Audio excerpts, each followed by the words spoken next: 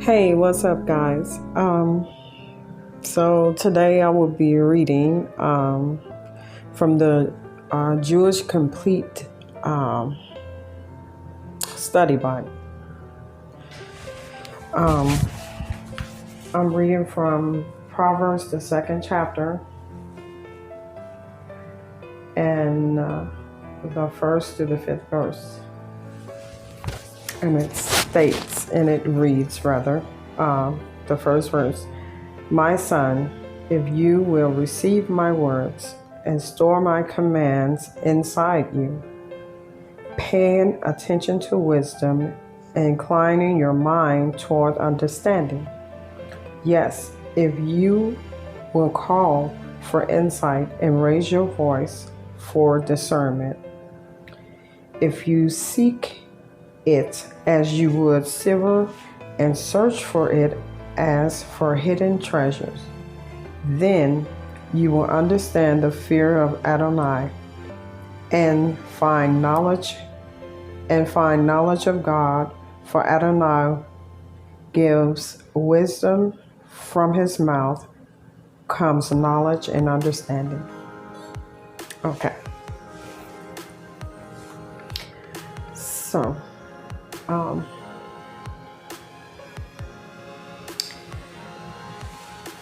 I read that chapter because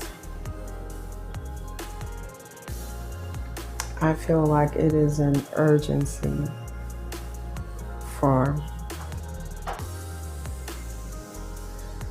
with the word that God has given me in my spirit, to really, really listen to him and pay attention. You have to do more than just listen with your ears. You have to really listen and obey God. That is what he's asking us. And I just want to talk a little bit today about one of the many, many consequences that I went through because I didn't listen to God. I mean, like I said in one of the previous videos before this one, we were seeking God's face. We were fasting, we were praying, and we didn't get an answer. And so because we didn't get an answer, we assumed, well, me and my ex-husband, well, he died from COVID. May he rest in peace. But we assumed, me, my ex-husband, and his brother, which was the pastor of the church, and his brother's wife. We assumed because God didn't say nothing to us that meant that gave us the green light to go on ahead for me and my ex-husband to get married. But no, it wasn't. That wasn't the green light. When God didn't answer us, that meant no or wait.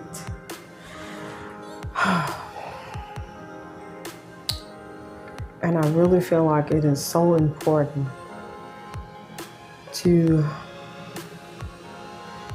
what am I trying to say? I wouldn't say to thoroughly,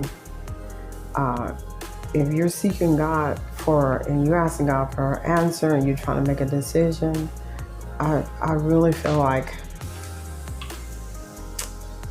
you should actually do your research, do your work, and don't just, assume that, okay, well, God is quiet. That gives me the green light to go, because that's not true. That is not true. When God is quiet, that either means for you to wait or the answer is no, because he knows what is best for you. And I wish I had waited and I wish I had chose not to marry him, because he was not the person that God had for me. And I believe I was not the person that God had for him. But because we assumed that God's no was yes, because that's what we wanted to do, the consequences were horrific. So, yeah, one of the things that that happened to me, like one day my ex-husband and I, we had gotten into a fight, which it was an argument. And next thing I knew,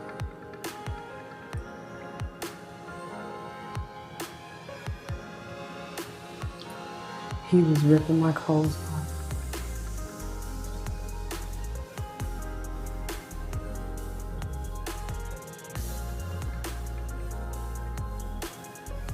And he threw me in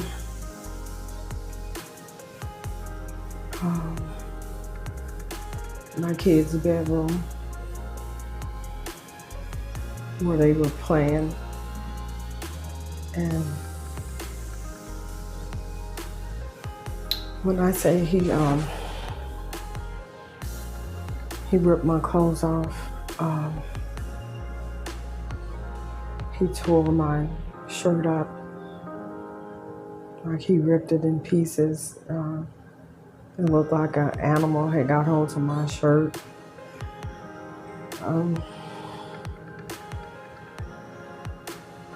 He tore my bra off.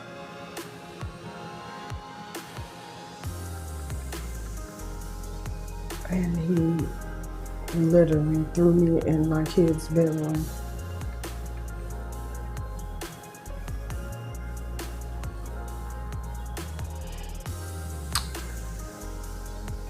And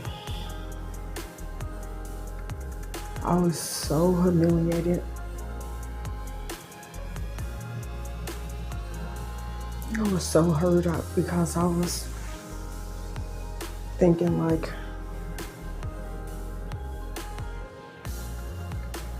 what are my kids going to think? In his justification for throwing me in the bedroom with nothing but my skirt on or my pants, I don't really remember. It was so traumatic to me.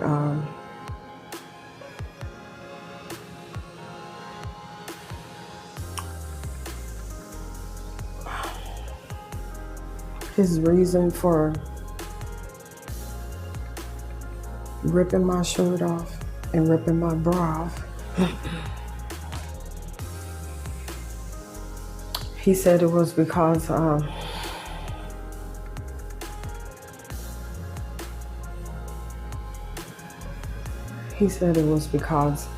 every time he took a bath or every time he went in the bathroom, to wash up,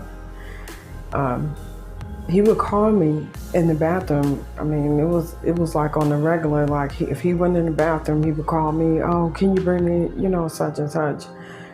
And I would bring it to him. And I guess one of the kids would walk past the bathroom door and he was like, oh, you did this on purpose. So I don't know. I felt like it was a setup.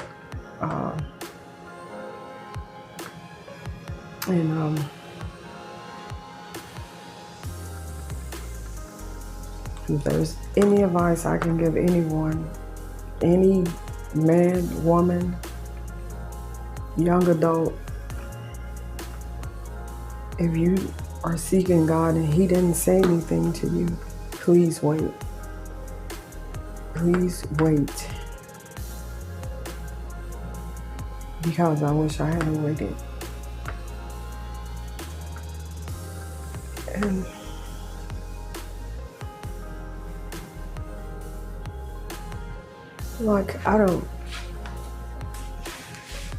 it saddens me that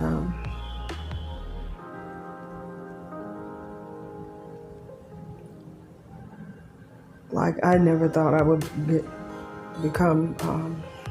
to this point where I am in my life where I can talk about it. But it's still painful. I don't even want to say it's painful. I'm not saying that it doesn't hurt. I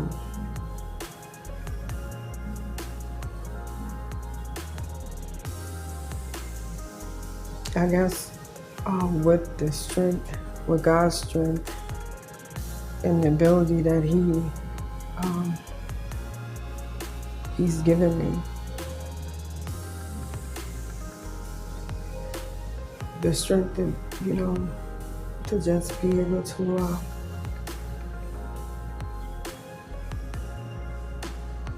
tell my story to help someone else.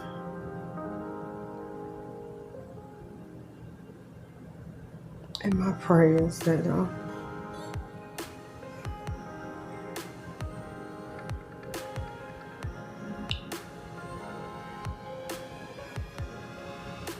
I was in this relationship with this man for 12 years.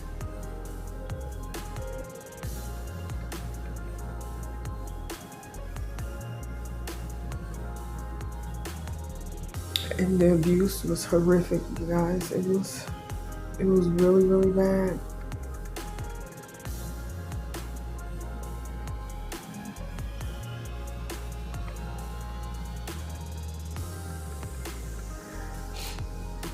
I really didn't want to share this, but I know.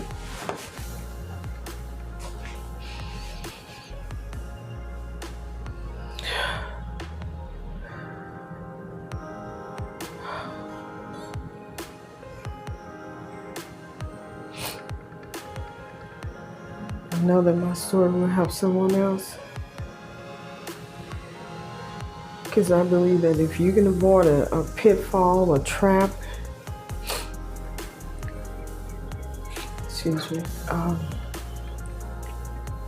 and God is laying it all out through someone else who have been through something that was so horrific.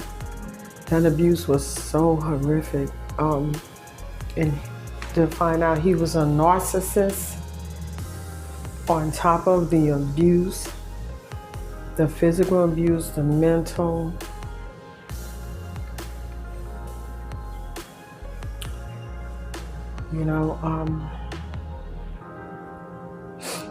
it's only by the grace of God that I made it out of that situation. And I'm alive, and I'm well. And God has healed me. And